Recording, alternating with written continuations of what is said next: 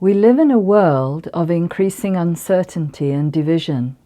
But despite that, one thing we know for sure is that human beings like to gather together and get along with each other. Now, how does that work? What is it that draws people together and keeps them there? There can be many reasons as to why groups or communities form, but in asking individuals to explore what they think a sense of community is about and answer some general questions about what it means to them, the responses are all values-based, meaning the answers are about human needs or actions that are linked to characteristics of human behaviour. And while a number of factors may affect what we do and how we go about it, values play an important and motivating role. Researchers at Public Interest Research Centre have found that values can be identified in two groupings, what they refer to as extrinsic and intrinsic. Extrinsic is valuing the self based on external achievements and material wealth, whereas intrinsic is similar to the Ubuntu concept, where valuing the self is according to the degree there is social awareness and a sense of responsibility to each other.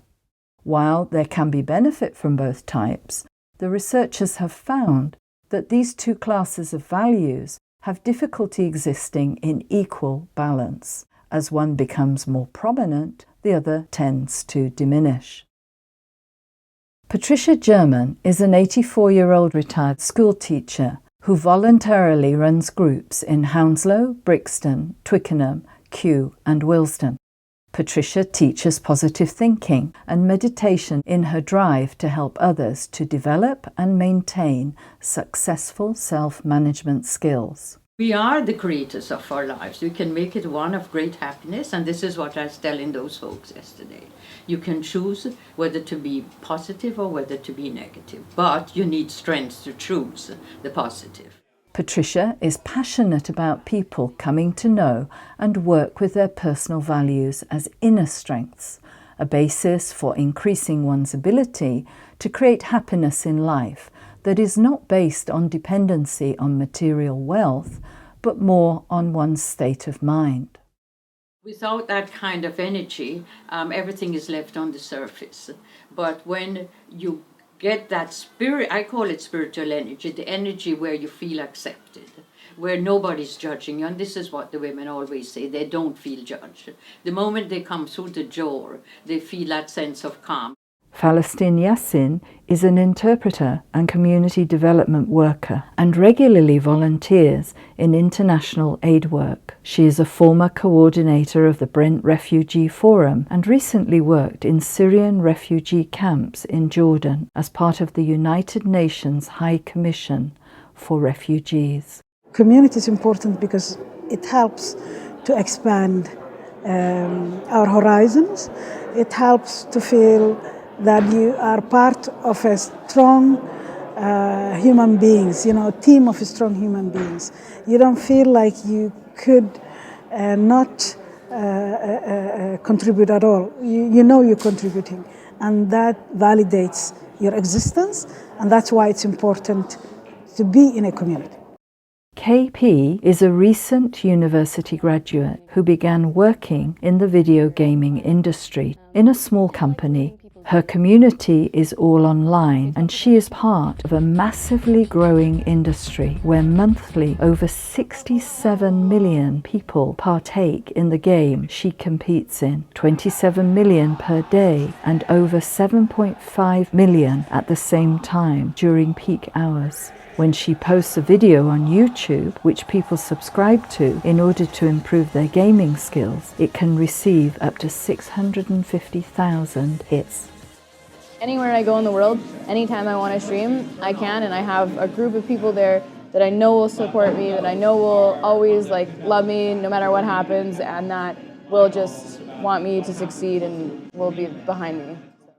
I think community is more like a safe place for people to go where they know a friendly face and have similar interests and values as people and kind of just share that. Russell Brand opened a cafe in the New Era estate in Hackney as a social enterprise that employs those in abstinence-based recovery. The profits from his book Revolution funds the cafe. David has been working there since it opened 6 months ago. Community-wise, do you mean the community sense of well-being here? Yeah, I mean, it's not a pressurised environment. It's enabling people to gain responsibilities, gain some experience in an area where they can possibly do that later on in another area. It doesn't matter if it's in a coffee shop, it may be customer service or retail or whatever. I think it's great. You've got to be incredibly just compassionate. You don't know what's put people into recovery and stuff. It could be childhood issues, could be work issues, family, so many things. And if the environment is too harsh, it can push people away. So they seem to find the right balance, and they're involved with all sorts of recovery angles here. I think that's good too, because not everybody has the same way of doing things, and you're not judged. You're not. It's not presumed that you're doing something right or wrong. I think that's a winner. People like to gather for a shared purpose, even if it is just not to be alone. In groups, they support and learn from each other. It is human nature to feel connected and have a sense of belonging. The degree to which this exists in our lives is the basis for our overall sense of well-being. Public interest researchers believe that our way of decision-making as a species is not in line with the bigger-than-self problems that currently threaten mankind. They link the values that the decision-makers engage with to being the vehicle that takes humankind to adequately address these problems. It is interesting to note that their research is arriving at the same place as where local communities are at and have always been.